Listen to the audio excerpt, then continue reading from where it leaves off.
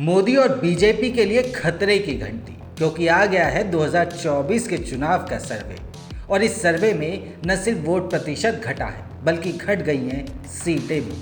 आइए आपको बताते हैं कि अगर 2024 का लोकसभा चुनाव आज की तारीख में हो जाए तो किसके खाते में क्या जाएगा।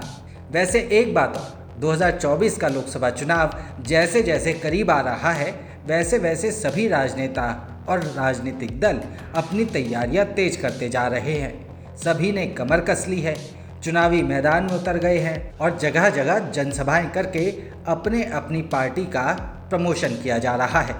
मिशन 2024 के लिए एनडीए बनाम इंडिया की लड़ाई तय दिखाई दे रही है।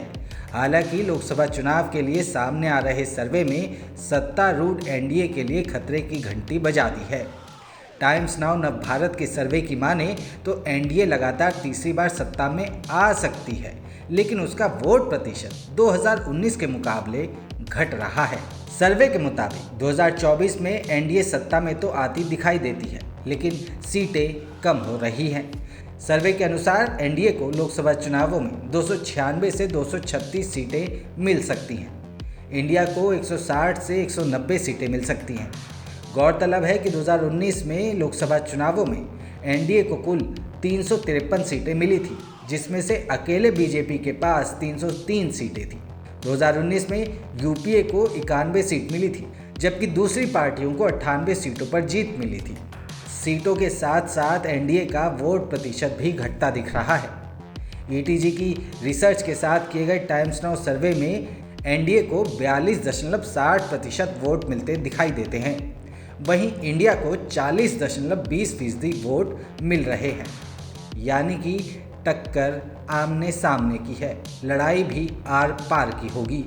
अगर 2019 की बात करें तो एनडीए को 45% वोट मिले थे, जिसमें अकेले 37% वोट तो बीजेपी के थे।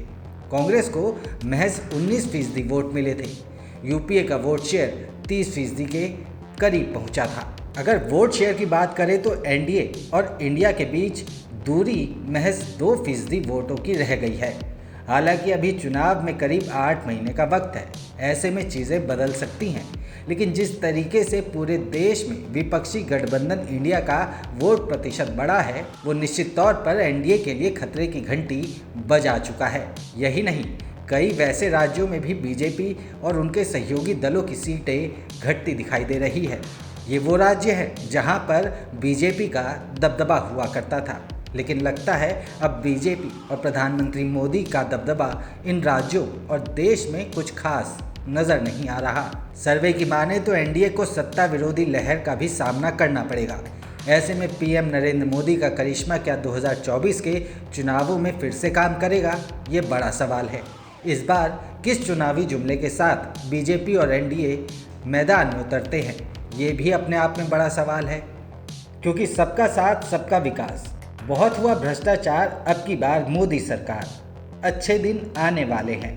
24 घंटे काम करने वाला पीएम, विपक्षी पार्टियों पर स्कैम वाला फॉर्मूला और हर खाते में 15 लाख रुपए, ये वो तमाम चुनावी जुमले हैं जो पीएम मोदी और बीजेपी के लिए पहले काम कर चुके हैं, लेकिन इस बार शायद ही काम कर पाएं। अब आपकी क्या है राय, हमें कमेंट करके ज़रूर बताएं।